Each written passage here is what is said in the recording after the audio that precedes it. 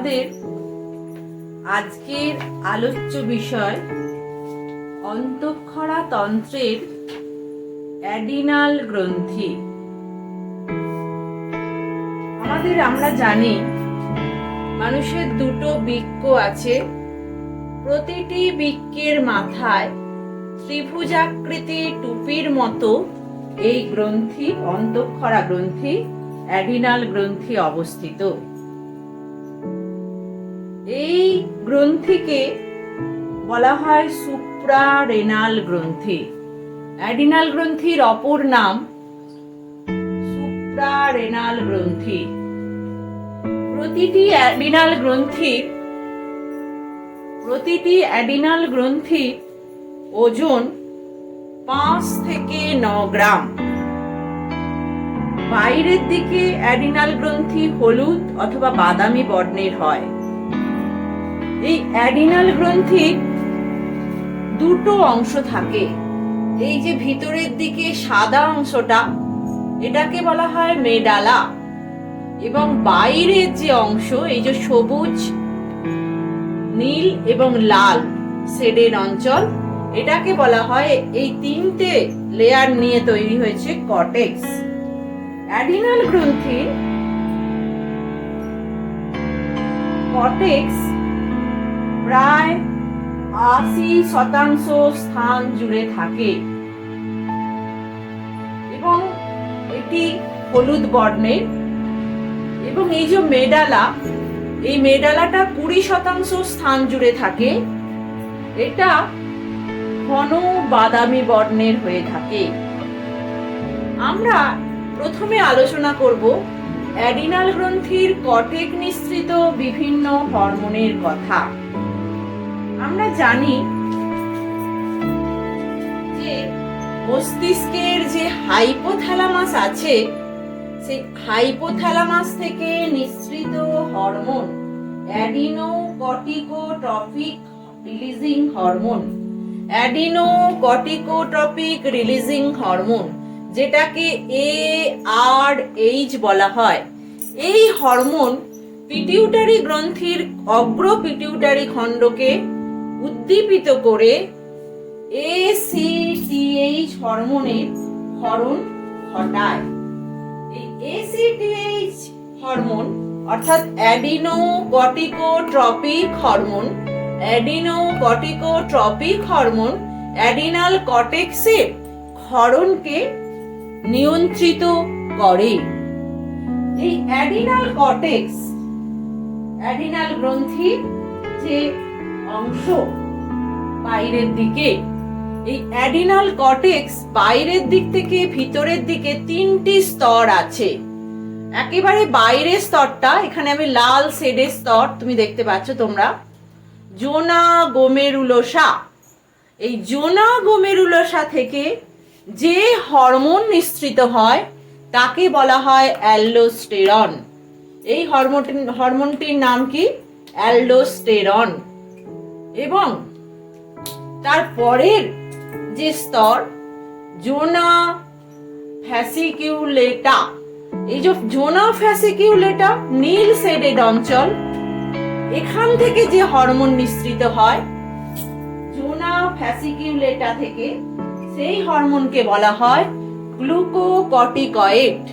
এই গ্লুকোকর্টিকয়েড হরমোনটি দুটি হরমোনের মিশ্রণ, একটা হচ্ছে কর্টিজল, একটা হচ্ছে কর্টিকোস্টেরন। এই যে গ্লুকোকর্টিকয়েডের যা কার্যাবলী, সেই গ্লুকোকর্টিকয়েডের কার্যাবলী কমপক্ষে 90% কাজ করে দেয় হচ্ছে কর্টিজল হরমোনটা। এরপরে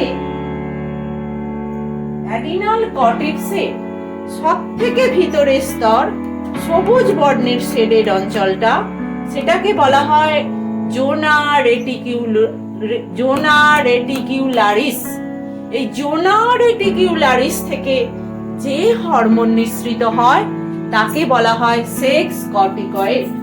এই সেক্স কর্টিকয়েড ছাড়াও এই স্তরটা থেকে, জোনা রেটিকিউলারিস থেকে ইস্ট্রোজেন হরমোন এবং খুব অল্প পরিমাণে গ্লুকোকর্টিকয়েড হরমোন ক্ষরিত হয়। এরপর আমরা দেখব এই হরমোনগুলোর কার্য পদ্ধতি।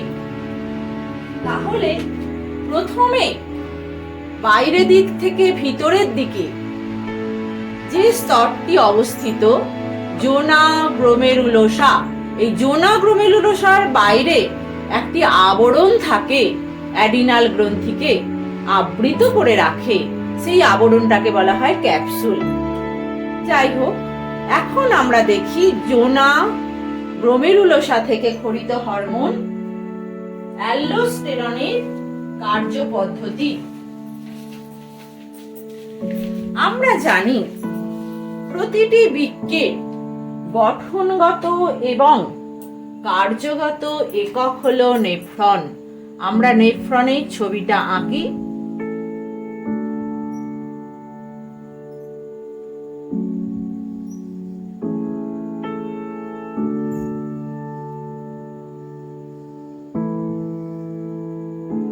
নেফ্রনের ছবিটা আঁকছি।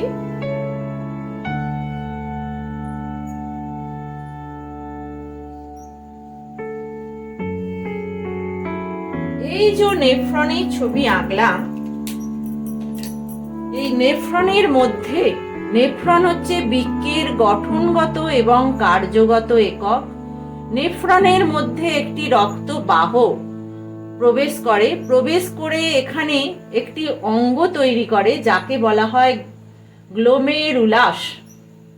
এই গ্লোমেরুলাসের রক্তজালকগুলো মিলিত হয়ে যে রক্তবাহ তৈরি করে তাকে বলে বহির্বাহী রক্তবাহ, আর এটি হলো অন্তর্মুখী রক্তবাহ। অন্তর্মুখী রক্তবাহ গ্লোমেরুলাসের মধ্যে প্রবেশ করে যে জালকের সৃষ্টি করে তাকে বলা হয় গ্লোমেরুলাস। এই গ্লোমেরুলাসের পরে নেফ্রনের যে অংশ, এই অংশটাকে কাপের মতো অংশ, এটাকে বলা হয় বায়োম্যান্স ক্যাপসুল। গ্লোমেরুলাস এবং বায়োম্যান্স ক্যাপসুলকে একত্রে বলা হয় ম্যালপিজিয়ান কর্পাসেল। তারপর শুরু হয়েছে অগ্র সংবর্ত নালিকা, এটা হচ্ছে হেনলির লুপ, এটা হচ্ছে দূরবর্তী সংবর্ত নালিকা, এটা সংগ্রাহক নালী। আমরা জানি যখন বৃক্কে রক্ত নালী প্রবেশ করে এখানে রক্তে পরিশ্রুত তরল এখানে নিঃসৃত হয়। এই বায়োম্যান্স ক্যাপসুলে রক্তের পরিশ্রুত তরলের সঙ্গে বিভিন্ন নাইট্রোজেন গঠিত রেচন পদার্থ, ইউরিয়া, ইউরিক অ্যাসিড পরিশ্রুত হয়, জল, গ্লুকোজ, সোডিয়াম আয়ন ইত্যাদি। এবং এটা অগ্র সংবর্ত নালিকা দিয়ে যাচ্ছে, যাবার পর হেনলির লুপ, তারপরে হচ্ছে দূরবর্তী সংবর্ত নালিকা, তারপর হচ্ছে সংগ্রাহক নালী, তারপর এখানে যেটা তৈরি হলো সেটা হচ্ছে মূত্র। এই যে সংবর্ত নালিকা, এই সংবর্ত নালিকাতে যে ব্লাডের নালী আছে, রক্তের জালিকা আছে, সেই জালিকাতে এডিএইচ, আমরা জানি এডিএইচ হরমোনের কথাটা পড়েছি।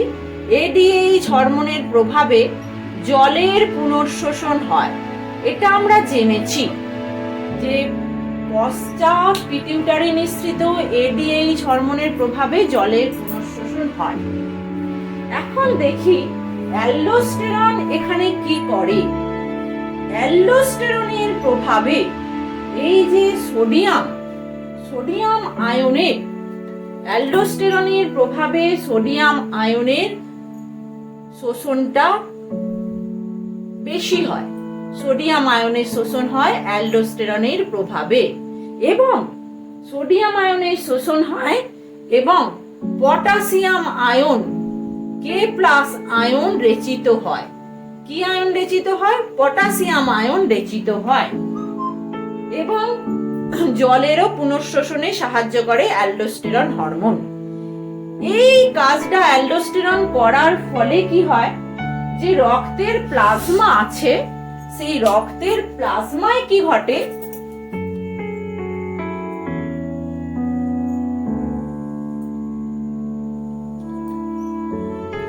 রক্তের প্লাজমায় পটাশিয়াম আয়নটা লেভেলটা কমে যায় এবং সোডিয়াম আয়নের লেভেলটা বেড়ে যায়, জলটাও বাড়ে, জলটা যেহেতু পুনঃশোষণ হয় বাড়ে। এই হচ্ছে নর্মাল কাজ। অ্যালডোস্টেরনও এই কাজে অংশগ্রহণ করে, সোডিয়ামের পুনঃশোষণ করে এবং পটাশিয়ামের রেচনটাকে বৃদ্ধি করে। যদি অ্যালডোস্টেরন কম ক্ষরিত হয় তাহলে কি অসুবিধা হবে?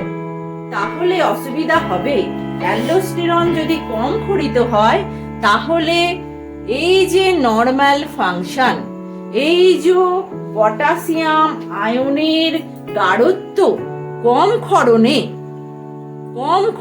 অ্যালডোস্টেরনের কম ক্ষরণে এই রক্তে এই পটাশিয়াম আয়নের গাঢ়ত্ব অনেক বেড়ে যাবে। এটা হচ্ছে অ্যালডোস্টেরনের কম ক্ষরণে। অ্যালডোস্টেরনের কম ক্ষরণে তাহলে পটাশিয়াম আয়নের গাঢ়ত্ব বেড়ে যাবে। এই পটাশিয়াম আয়নের গাঢ়ত্ব যখন নরমাল রেঞ্জ থেকে 60 থেকে 100% বেড়ে যেতে পারে, যখন বেড়ে যাবে তখন আমাদের হৃৎপিণ্ডে বিষক্রিয়া তৈরি হবে। তখন হৃৎপিণ্ডে কি হবে? বিষক্রিয়া তৈরি হবে। এখানে দেখালাম যে অ্যালডোস্টেরনের কম ক্ষরণে পটাশিয়াম আয়নের গাঢ়ত্ব বেড়ে যাবে। বেড়ে যাওয়ার ফলে কি হবে? আমাদের যে হৃৎপিণ্ড আছে, এই হৃৎপিণ্ডের মধ্যে বিষক্রিয়া সৃষ্টি হবে এবং এই হৃৎপিণ্ড দুর্বল হয়ে যাবে, হার্ট পেশিগুলো। এখানে যে রোগটা হবে তাকে বলা হচ্ছে অ্যারিথমিয়া এবং হার্ট ফেলিওর হবে অ্যালডোস্টেরনের কম ক্ষরণের ফলে। বোঝা গেল? এরপর দেখি অ্যালডোস্টেরনের যদি অতিরিক্ত ক্ষরণ হয় তাহলে কি হবে। অ্যালডোস্টেরন যদি অতিরিক্ত ক্ষরণ হয় তখন কি হবে? অ্যালডোস্টেরনের বেশি ক্ষরণে কি হবে?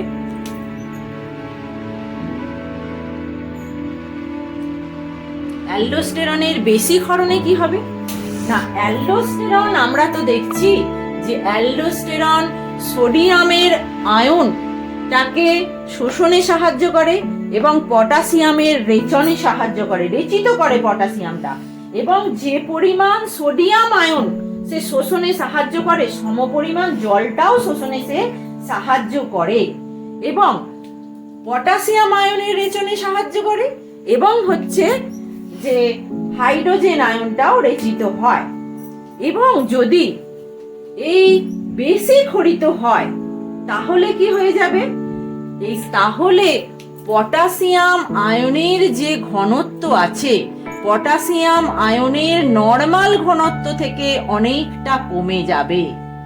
এই পটাশিয়াম আয়নে প্লাজমায় পটাশিয়াম আয়নের নরমাল যে ঘনত্ব, স্বাভাবিক যে ঘনত্ব, তার থেকে যদি অনেকটা ঘনত্ব কমে যায়, এই যে ঘনত্ব যদি অনেকটা কমে যায় পটাশিয়ামের, তখন যেটা হবে, তখন সেটাকে বলবে হাইপোক্যালেমিয়া।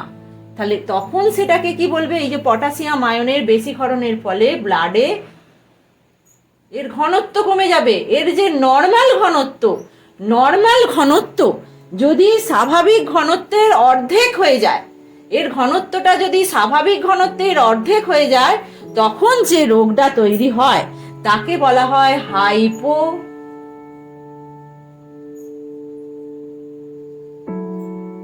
হাইপোক্যালেমিয়া। তখন সেই রোগটাকে বলা হবে হাইপোক্যালেমিয়া। এই হাইপোক্যালেমিয়া হলে কি হবে? হাইপোক্যালেমিয়া হলে পেশি দুর্বল হয়ে যাবে। পেশি কি হবে? দুর্বল হয়ে যাবে। এই পেশি দুর্বল হয়ে যায়, এটা কোন রোগে দেখা যায়? কর্ণ বর্ণিত একটা রোগ আছে, এই বেশি ক্ষরণে পেশিতে খিঁচুনি দেখা যাবে। এইটা কোন রোগে দেখা যাবে? কর্ণ বর্ণিত রোগ।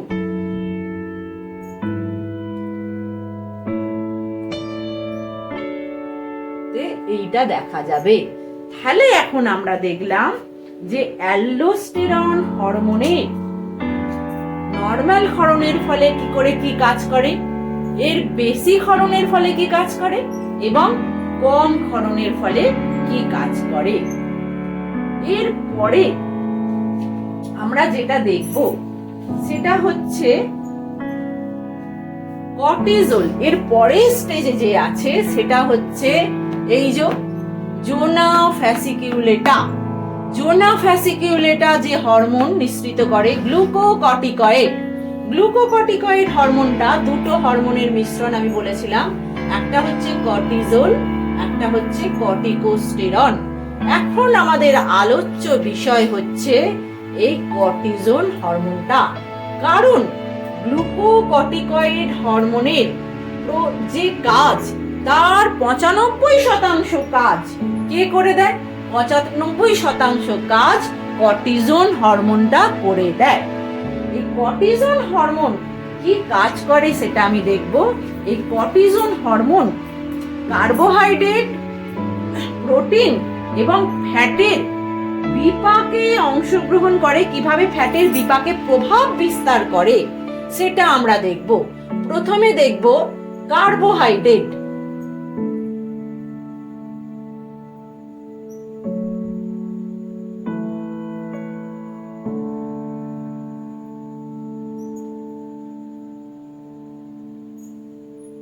কার্বোহাইড্রেট বিপাকে কি প্রভাব বিস্তার করে সেটা আমরা প্রথমে আলোকপাত করব, তারপরে আস্তে আস্তে অন্য দিকগুলো দেখব। আমরা জানি এই কর্টিজনের প্রভাবে কিভাবে কার্বোহাইড্রেটের বিপাক প্রভাবিত হয় সেটা দেখছি। আমরা জানি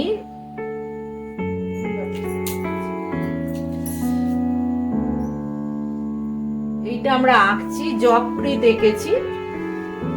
যকৃতের মধ্যে আমরা জানি এটা যকৃৎ।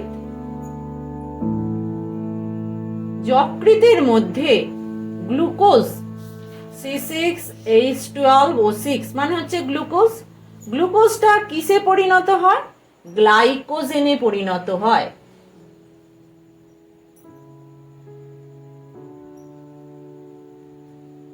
গ্লুকোজটা গ্লাইকোজেনে পরিণত হয়।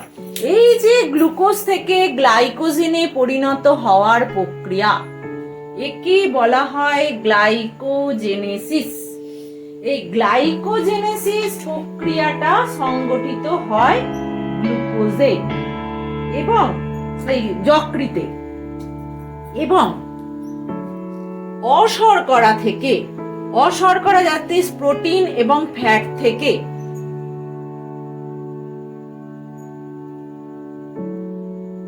যে গ্লুকোজে পরিণত হয় সেটাকে বলা হয়, অশর্করা থেকে যে গ্লুকোজে পরিণত হয় সেটাকে বলা হয় নিওগ্লুকোজেনেসিস অথবা গ্লুকোনিওজেনেসিস। এই কর্টিজল হরমোনটা, আমরা কার কথা বলছি? কর্টিজল।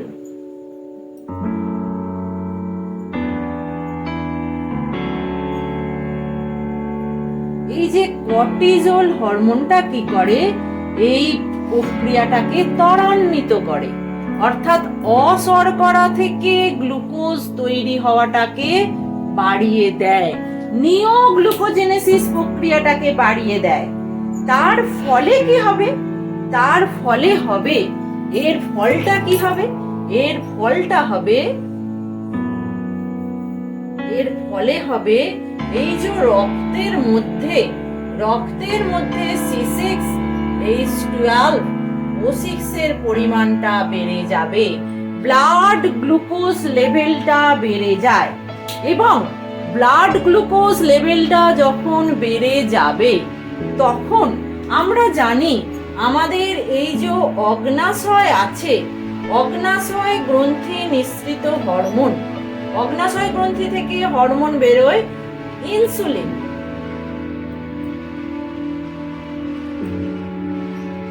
আমরা পরে ইনসুলিনের কাজটা দেখব। ইনসুলিনের কাজ হচ্ছে কোষের ভেদ্যতা বাড়িয়ে গ্লুকোজটাকে, রক্তের গ্লুকোজটাকে কোষে প্রবেশ করানো।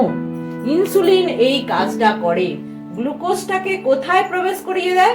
কোষের মধ্যে প্রবেশ করিয়ে দেয়। কোষে গিয়ে গ্লুকোজটা কি হয়? এই গ্লুকোজটা প্রবেশ করে কোষের মধ্যে শক্তি উৎপন্ন হয়। কোষের মধ্যে কি উৎপন্ন হবে? শক্তি উৎপন্ন হবে, যে শক্তির সাহায্যে জীবনের জৈবনিক কাজগুলি সুসম্পন্ন হবে। যেহেতু রক্তের মধ্যে গ্লুকোজের পরিমাণ বেড়ে গেছে, তখন ইনসুলিন, অগ্নাশয় কি করবে? এটা লিখে দিই, এটা হচ্ছে অগ্নাশয়।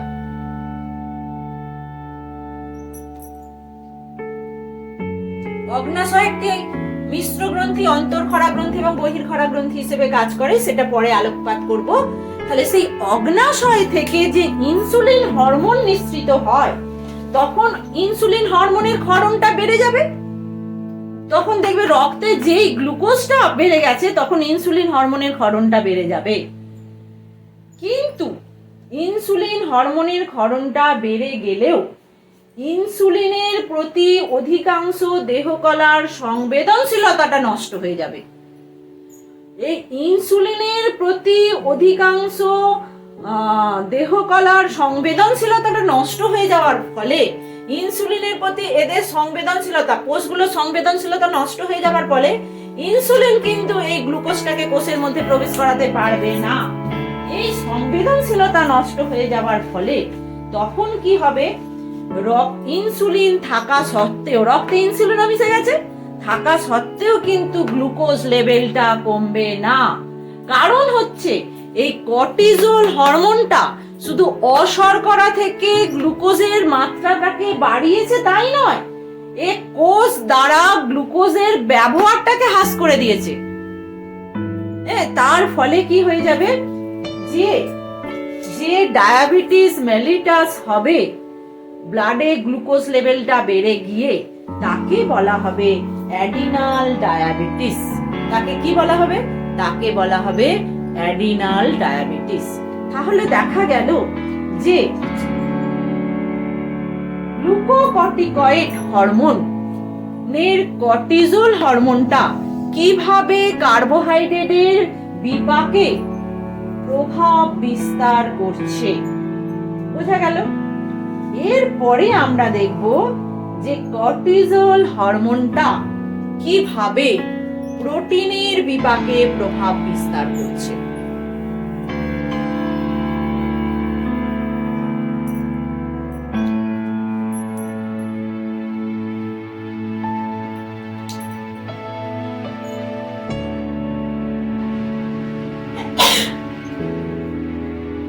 প্রোটিন বিপাকে কিভাবে প্রভাব বিস্তার করছে সেটা আমরা দেখব। আমরা জানি প্রোটিন প্রত্যেকটা কোষে যাবে, কোষে গিয়ে protein, that is amino acid, কোষে যাবে, কোষে গিয়ে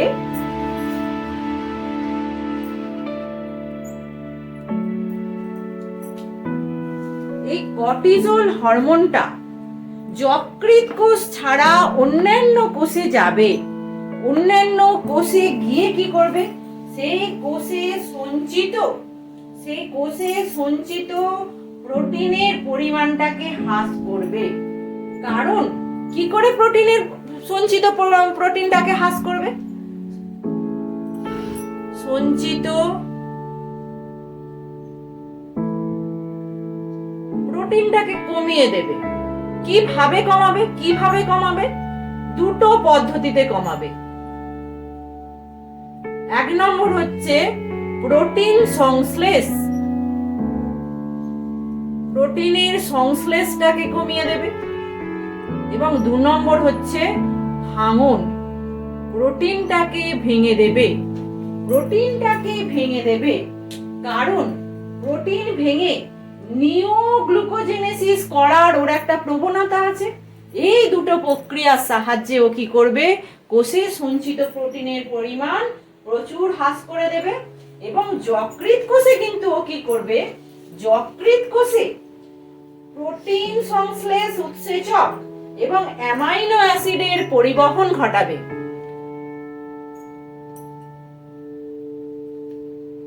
প্রোটিন সংশ্লেষ উৎসেচক এবং অ্যামাইনো অ্যাসিড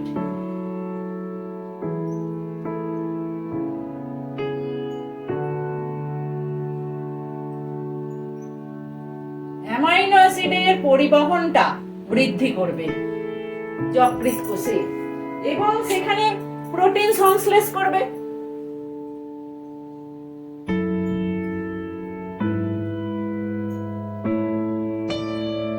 প্রোটিন সংশ্লেষ করবে, এই প্রোটিন সংশ্লেষের মাধ্যমে যকৃৎ কোষে প্রোটিনের পরিমাণ বাড়িয়ে দেবে এবং এই যে অ্যামাইনো অ্যাসিড যাচ্ছে, এই অ্যামাইনো অ্যাসিড গুলোকে C6H12O6 গ্লুকোজে পরিণত করবে নিউগ্লুকোজেনেসিস প্রক্রিয়ায়। এর ফলে কি হয়, পেশিতে প্রোটিন হ্রাস পাবে, পেশি দুর্বল হয়ে যাবে এবং অস্থি প্রত্যেকটা অঙ্গের গঠন এবং ক্ষয়পূরণের জন্য প্রোটিন এসেনশিয়াল। অস্থিতেও প্রোটিনের পরিমাণ প্রচুর কমে যাবে, প্রোটিনের পরিমাণ কমে গিয়ে অস্টিওপোরোসিস অস্থিতে দেখা দেবে। তাহলে আমরা দেখলাম এই কর্টিসল হরমোনটা প্রোটিন বিপাকেও কিভাবে প্রভাব বিস্তার করছে। এরপরে আমরা দেখব কর্টিসল হরমোনটা ফ্যাট বিপাকের উপরে কিভাবে প্রভাব বিস্তার করছে। তাহলে দেখো, এই যে ফ্যাটি অ্যাসিডের বিপাকে কি করে প্রভাব বিস্তার করবে, এই যে মেদ কলার মধ্যে ফ্যাটি অ্যাসিড থাকে, সেই মেদ কলা থেকে ফ্যাটি অ্যাসিডে স্থানান্তর ঘটাবে, স্থানান্তর ঘটিয়ে রক্তের প্লাজমায় ফ্যাটি অ্যাসিডের পরিমাণটা বাড়িয়ে দেবে। রক্তের প্লাজমায় ফ্যাটি অ্যাসিডের পরিমাণ যখন বেড়ে গেল, তখন সেই ফ্যাটি অ্যাসিড অন্যান্য কোষে যাবে এবং অন্যান্য কোষে গিয়ে ফ্যাটি অ্যাসিডের জারণ ঘটিয়ে শক্তি উৎপন্ন করবে এবং দেখা যায় উপবাস কিংবা কোনো পীড়নের সময় এই শক্তি উৎপাদনের জন্য এই কর্টিসল হরমোনটা ফ্যাটি অ্যাসিডকে ব্যবহার করে। এইভাবে কর্টিসল হরমোনটা ফ্যাট বিপাকের উপরে প্রভাব বিস্তার করে। এবার আমরা দেখব কর্টিসল হরমোনটা কিভাবে প্রদাহ প্রতিরোধে ভূমিকা পালন করে। আমরা জানি কোথাও যদি ক্ষত হয় কোনো স্থানে শরীরে, তার ক্ষতের পরবর্তী পর্যায় হচ্ছে প্রদাহ, ইনফ্লামেশন হবে সেখানে। সেটা যেভাবে ইনফ্লামেশন হয়, সেই ইনফ্লামেশনটা বা প্রদাহটাকে ও কি করে প্রতিহত করবে, রোধ করবে। একটা হচ্ছে ওখানে যে লাইসোজোম, কোষের মধ্যে যে লাইসোজোম আছে, সেই লাইসোজোম পর্দার স্থায়িত্বটাকে বৃদ্ধি করে দেবে এবং লাইসোজোম নিঃসৃত উৎসেচক যা প্রদাহ সৃষ্টি করে, সেই প্রদাহ সৃষ্টিকারী উৎসেচকের ক্ষরণ লাইসোজোম থেকে কমিয়ে দেবে এবং শ্বেত রক্তকণিকা, যে শ্বেত রক্তকণিকা ফ্যাগোসাইটোসিস প্রক্রিয়া সংগঠিত করে, সেই শ্বেত রক্তকণিকার পরিবহনটা সেই ক্ষত স্থানেও কমিয়ে দেবে এবং টি লিম্ফোসাইট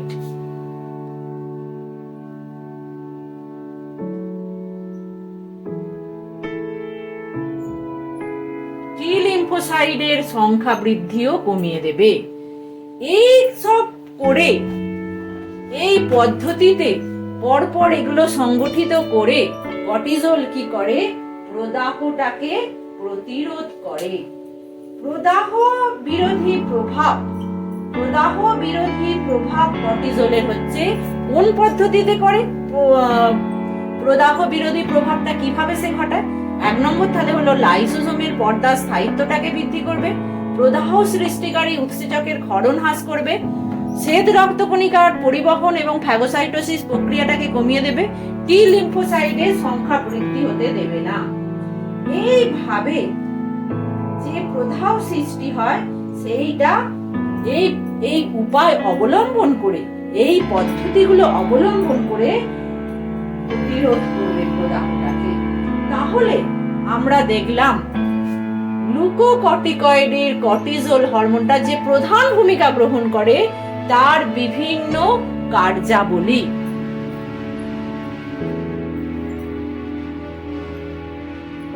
এরপরে আছে সেক্স কর্টিকয়েড। এই সেক্স কর্টিকয়েডকে বলা হয় অ্যান্ড্রোজেন।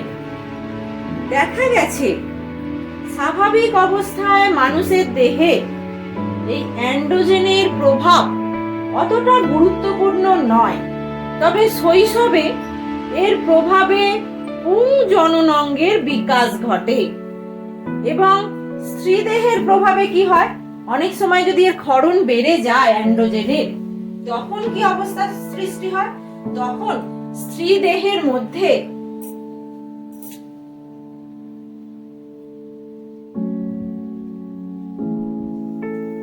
এর ক্ষরণ যদি বৃদ্ধি পায়, তখন স্ত্রী দেহের মধ্যে কি হয়, পুরুষালী বৈশিষ্ট্য প্রকাশিত হয়। যেমন হচ্ছে মেয়েদের দাড়ি গোঁফ বেরোয়, এই যে পুরুষালী বৈশিষ্ট্য প্রকাশিত হয়, এই অবস্থাটাকে বলা হয় ভিরুলিজম। এই অবস্থাটাকে বলা হয় ভিরুলিজম। এরপর আমরা দেখব অ্যাডিনাল কর্টেক্সের অস্বাভাবিক ক্ষরণের ফলে কি অবস্থা সৃষ্টি হয় মানব দেহে।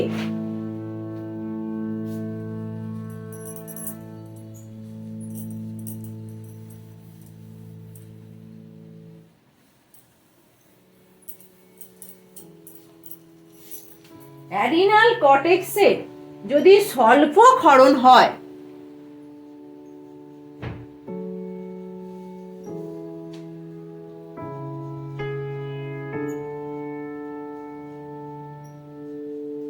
স্বল্প ক্ষরণের ফলে যে রোগটা হয় তাকে বলা হয় অ্যাডিশন বর্ণিত রোগ।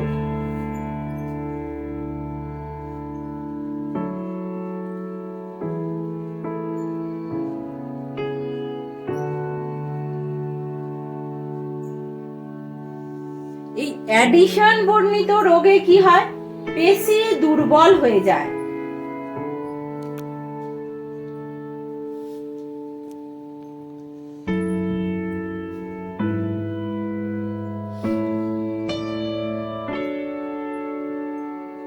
পেশি দুর্বলতা দেখা যায়, ব্লাড প্রেশার কমে যায়, বিপি কি হয়, বিপিটা কমে যায় এবং বমি বমি ভাব, পাকস্থলীতে বিভিন্ন গোলযোগ দেখা যায়, মেটাবলিক রেট,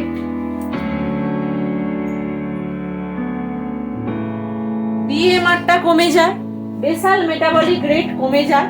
বোঝা গেছে? ইডিমা দেখা যায়, কারণ রক্ত জালকের ভেদ্যতা বেড়ে যাবার ফলে তাহলে রক্ত জালক থেকে কলা কোষের মধ্যে জল প্রবেশ করে। এই রক্ত জালকের ভেদ্যতা বেড়ে যাবার ফলে এই যে কোষের মধ্যে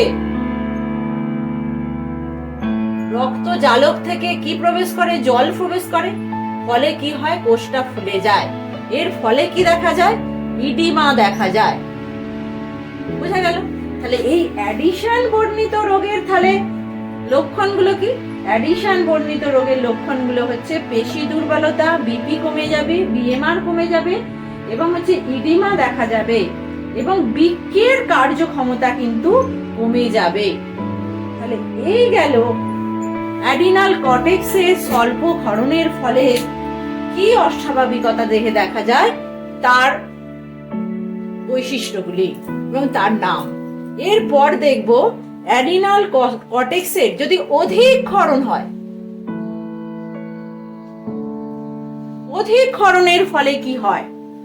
অধিক ক্ষরণের ফলে যে রোগটা হয় সেটা কি বলা হয় কুশিং বর্ণিত রোগ।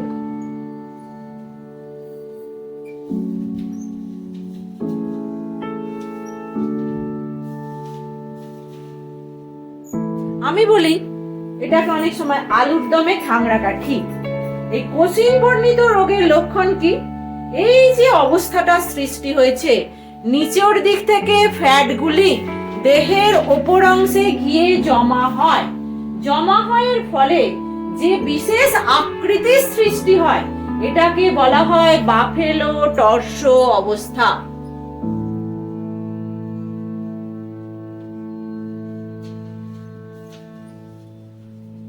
এইটাকে বলা হয় বাফেলো টর্সো আকৃতি এবং এইটা দেখা যায় মুন ফেস দেখা যায়, মুখটা একদম কার মতো হয়ে যায়, চাঁদের মতো হয়ে যায়। হ্যাঁ, এবং এদের দাড়ি গোঁফ দেখা যায় অনেক সময়। মেয়েদের ক্ষেত্রে কি দেখা যায়, দাড়ি গোঁফ দেখা যায়। এবং আর কি হতে পারে, এদের অস্থিতে প্রোটিন প্রতিস্থাপন একেবারেই কমে যায়। এদের অস্থিতে প্রোটিন প্রতিস্থাপন কমে যাওয়ার ফলে অস্টিওপোরোসিস হয়, প্রোটিন বিপাকটা ত্রুটিপূর্ণ হয়ে যায় এবং রক্তে গ্লুকোজের লেভেল বেড়ে যায়।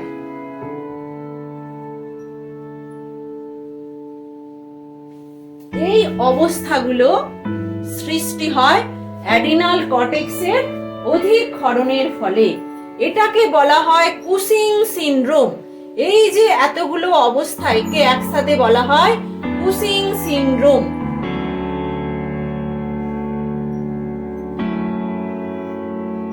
একসাথে বলা হয় কুসিং সিনড্রোম। তাহলে আমরা এতক্ষণ ধরে কি পড়লাম না, আমরা এতক্ষণ ধরে পড়লাম যে অ্যাডিনাল গ্রন্থির কর্টেক্স থেকে কি কি হরমোন নিঃসৃত হয় এবং তাদের কার্যপদ্ধতি আমরা জানলাম। অ্যাডিনাল গ্রন্থির হরমোনের কার্যপদ্ধতি জানলাম।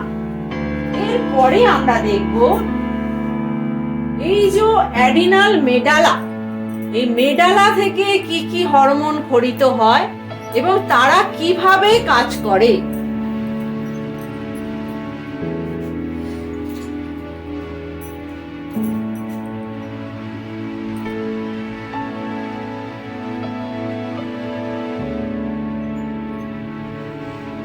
অ্যাডিনাল মেডালাটা থেকে দুটি হরমোন খরিত হয়, একটাকে বলা হয় অ্যাডিনালিন বা এপিনেফ্রিন,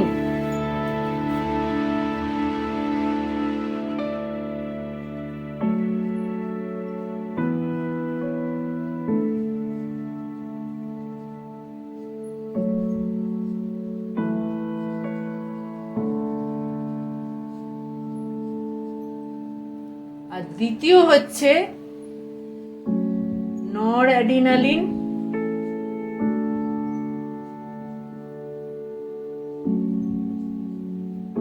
বা নরএপিনেফ্রিন।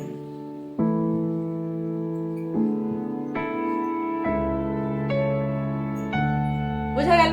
তাহলে আজকে আমরা প্রথমে আলোকপাত করব অ্যাডিনালিন হরমোনের কথা।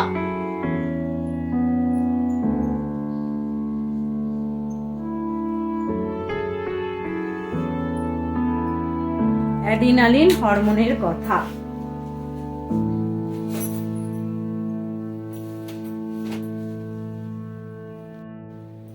এই অ্যাডিনালিন এবং নরঅ্যাডিনালিন স্বাভাবিক জীবনে এই হরমোনগুলি অতি প্রয়োজনীয় নয়।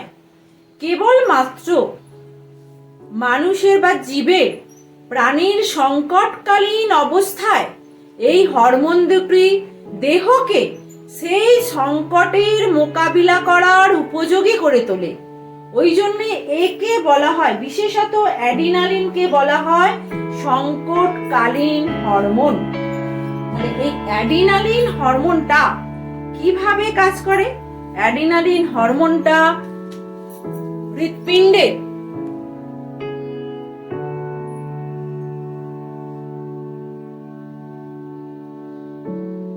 হৃৎপিণ্ডের আউটপুটটাকে বাড়িয়ে দেয়। হৃৎপিণ্ডের আউটপুটটাকে বাড়িয়ে দেয় এবং এই যে নালী আছে, রক্তনালীর সংকোচন ঘটিয়ে দেয়। দেখো এখানে রক্তনালীর ব্যাসটা কতটা ছিল, এখানে ব্যাসটাকে কমিয়ে দিল। এর ফলে কি হবে? এর ফলে বিপিটা প্রচুর বেড়ে যাবে। বোঝা গেল? তাহলে অ্যাডিনালিন কি করে? অ্যাডিনালিন হৃৎপিণ্ডের আউটপুট, কার্ডিয়াক আউটপুটটাকে বৃদ্ধি করে এবং রক্তনালীর সংকোচন ঘটিয়ে ব্লাড প্রেশারটাকে বাড়িয়ে দেয়। অ্যাডিনালিন কঙ্কাল পেশিকে উত্তেজিত করে তোলে এবং অ্যাড্রিনালিন কঙ্কাল পেশিকে উত্তেজিত করে তোলে।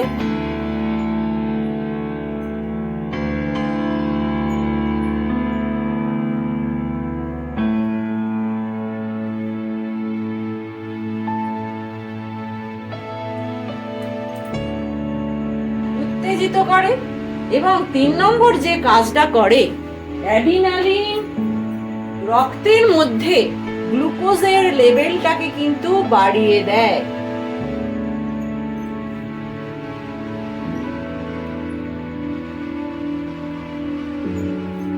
রক্তের মধ্যে এই যে গ্লুকোজের লেভেলটাকে বাড়িয়ে দেয়, কিভাবে বাড়িয়ে দেয়? 3টে পদ্ধতি অবলম্বন করে। আমি এটাকে বলি। একটা হচ্ছে গ্লাইকোজেন থেকে গ্লুকোজে পরিণত করে, এইটা বৃদ্ধি করে গ্লাইকোজেন 2 C6H12O6। এই যে গ্লাইকোজেন থেকে গ্লুকোজে পরিণত হওয়া, এই প্রক্রিয়াটাকে কি বলা হয়? এই প্রক্রিয়াটাকে বলা হয় গ্লাইকোজেনোলাইসিস। এই গ্লাইকোজেনোলাইসিস প্রক্রিয়াটাকে বৃদ্ধি করে। 2 নম্বর করে যেটা অশর্করা। অশর্করা থেকে C6H12O6 গ্লুকোজ তৈরি করে। অশর্করা থেকে গ্লুকোজ তৈরি করে। তাহলে একটা কি করে? তাহলে আমি ওপরটা মুছি, এটা দেখা যাচ্ছে না।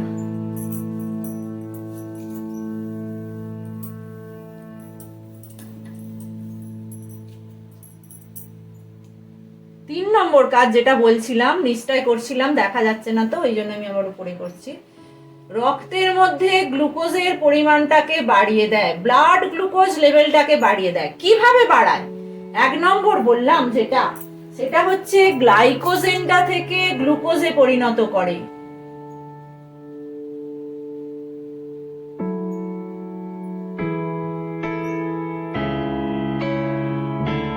এই যে প্রক্রিয়া, এটাকে বলা হয় গ্লাইকোজেনোলাইসিস। গ্লাইকোজেনটাকে ভেঙে দেয়, এই প্রক্রিয়াটাকে ত্বরান্বিত করে। 2 নম্বর যেটা করে সেটা হচ্ছে অশর্করা।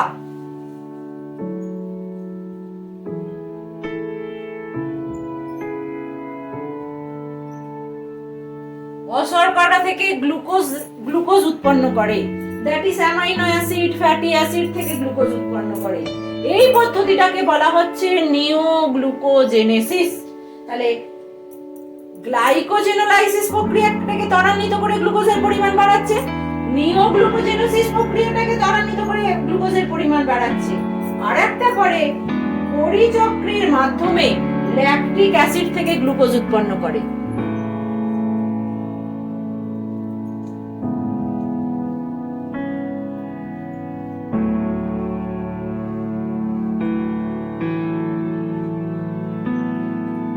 এই যে বিভিন্ন পদ্ধতিতে গ্লুকোজের পরিমাণ বৃদ্ধি করে এই রক্তে গ্লুকোজের পরিমাণটাকে বাড়িয়ে দেয়। বোঝা গেল? এই যে রক্তে গ্লুকোজের পরিমাণ যখন বেড়ে যাবে, তখন কি হবে? আমাদের যে মূত্র, সেই মূত্র দিয়ে কি নিঃসৃত হবে? গ্লুকোজ নিঃসৃত হবে। এই যে মূত্রের মাধ্যমে গ্লুকোজটা নিঃসৃত হওয়া, মূত্রের পরিমাণটাকে কমিয়ে দেবে এবং মূত্র দিয়ে গ্লুকোজ নিঃসৃত হবে। এটাকে বলা হয় গ্লাইকোসুরিয়া। এই মূত্র দিয়ে গ্লুকোজ নিঃসৃত হওয়া, এই যে বলা হয় এটাকে গ্লাইকোসুরিয়া।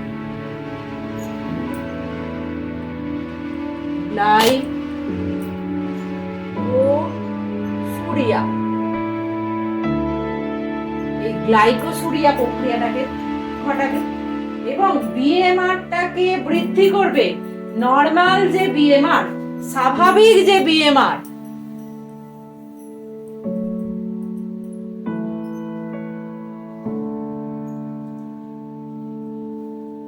বিএমআরটাকে বৃদ্ধি করবে। স্বাভাবিক বিএমআর এর থেকে 20% বৃদ্ধি করতে পারে অ্যাড্রিনালিন হরমোনটা। বুঝা গেল? এবং শ্বাস অনুপাতটাকে বাড়িয়ে দেবে। এই যে কোষের মধ্যে বেশি অক্সিজেনের প্রবাহ হবে, বেশি কার্বন ডাই অক্সাইড উৎপন্ন হবে, এইটাকে করবে।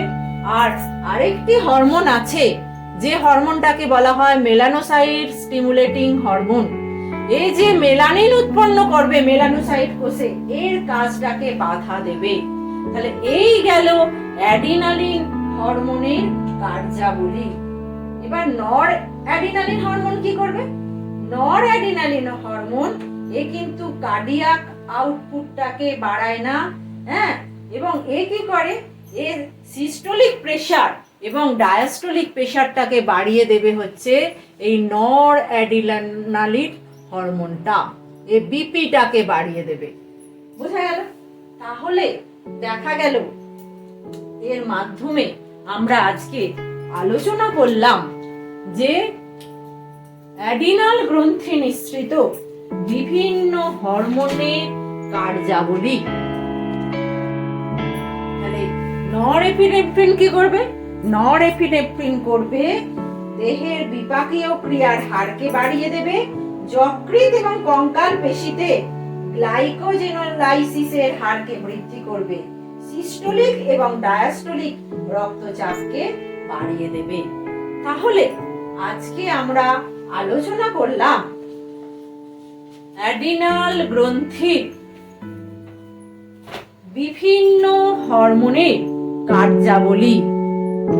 আজকের এই ভিডিওটা আমার এখানেই শেষ হলো, এবং পরের ভিডিওতে আমি থাইরয়েড এবং অগ্নাশয় গ্রন্থি বিভিন্ন কার্যাবলী আলোচনা করব।